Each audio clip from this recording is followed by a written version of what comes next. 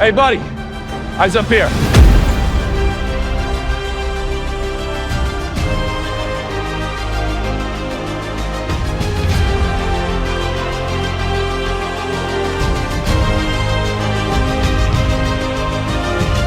The summer of Superman is officially upon us, and Cleveland's own Man of Steel has finally come home. That's right. Two teenagers from Cleveland, Jerry Siegel and Joe Shuster, who are finally getting their own statue downtown next month, created the most iconic superhero of all time, and now their city is taking center stage in the new Superman movie. Yeah, the production filmed here for 6 weeks last summer, and to see it all come together on screen is truly something special. And what's great is how perfectly the city fits the role. I mean, the Leader Building became the Daily Planet, Terminal Tower was featured in those sweeping skyline shots, Progressive Field transformed into the Metropolis Meteor Stadium. You'll also see Cleveland City Hall, tons of public square, the arcade, of course, and a bunch of hidden in plain sight spots reimagined as Metropolis. The arcade scene was so magical. Oh, yeah, absolutely. But beyond the Hollywood glitz, here's what really matters.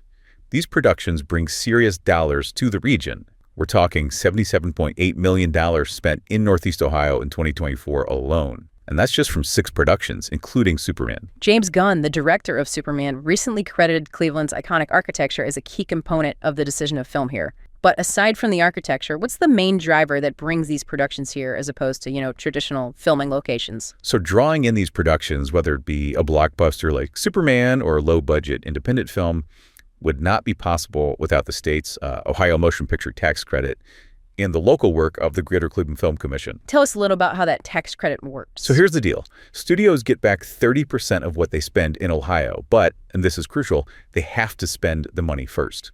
It's not an upfront incentive paid out before the production even comes here. For example, the Superman production received an $11 million tax credit, but only after they spent about $37 million in the state. That's quite a return on investment for the state. What kind of local impact are we seeing? So generally, these big tentpole films like Superman, Captain America, The Avengers, they bring in just over 1,000 jobs. And in 2024 alone, Cleveland booked 6 major productions that created nearly 3,000 crew jobs and brought in over $77 million in direct spending. Wow, and it's not just the obvious film jobs that come with these productions, right? Exactly.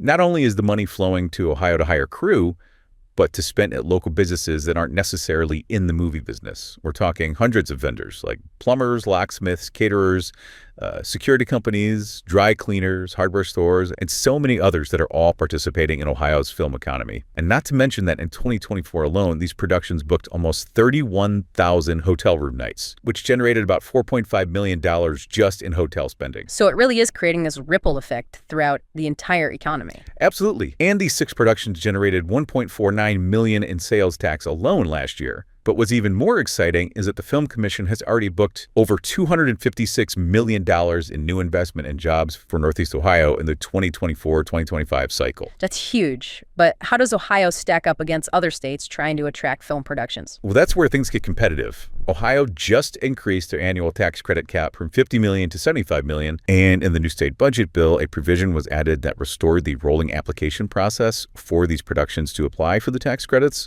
And that replaced its application window format that's been in place for the past 5 years. But even with all of that, Ohio is still playing catch up. Sure. Yeah. I mean, Texas is at $200 million, New Jersey's at $100 million, and Georgia, well, everyone's chasing Georgia. I think Beju Shah from the Greater Cleveland Partnership recently put it best when he said that these credits are, quote, but for incentives. As in, but for these credits, productions like Superman wouldn't be here. Exactly. To become a true film hub, we've got to think big. That's raising the cap even more or just, eliminating it altogether. That's how we bring more investment and jobs into Northeast Ohio and further build out this film economy. So beyond just the tax credits, what's Cleveland doing to stay competitive? That's where it gets really smart. They're building a sustainable industry infrastructure. The Film Commission runs these film career training workshops. In their 2025 class, it was their biggest ever with over 200 students. And these aren't just theoretical classes, Right. Their graduates are actually getting hired on major productions like Superman. Not to mention this pipeline of vendors who are developing this experience and working with these productions. Right, exactly. Cleveland isn't just a backdrop for these films. We're building the crew behind the scenes, too. So when you're watching movies like Superman, remember, you're not just watching a blockbuster. You're seeing Cleveland's skyline, talent, and potential on full display. Making movies is our superpower. It sure is. So thank you for joining us once again for another episode of The Clevelander. We'll see you next time, and until then, don't forget to look up.